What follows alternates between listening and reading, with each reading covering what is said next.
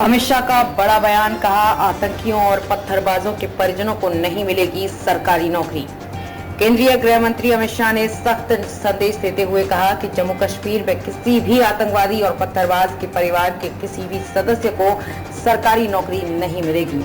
शाह ने ये भी कहा कि नरेंद्र मोदी सरकार ने न केवल आतंकवादियों को निशाना बनाया है बल्कि आतंकी पारिस्थितिकी तंत्र को भी खत्म कर दिया है।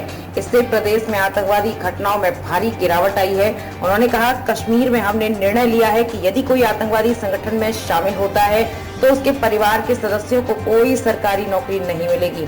इस तरह अगर कोई सदस्य पथराव करेगा तो उसके परिवार के सदस्यों को भी सरकारी नौकरी नहीं मिलेगी।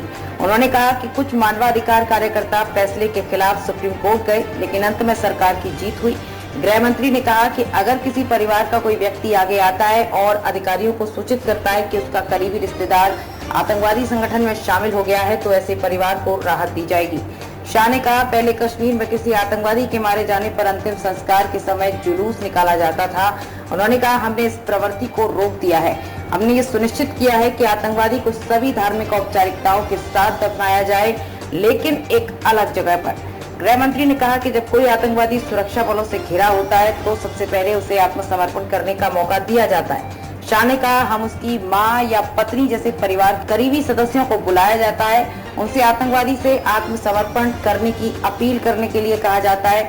अगर वो यानी कि आतंकवादी नहीं मानता है तो अगली कार्रवाई की जाती है।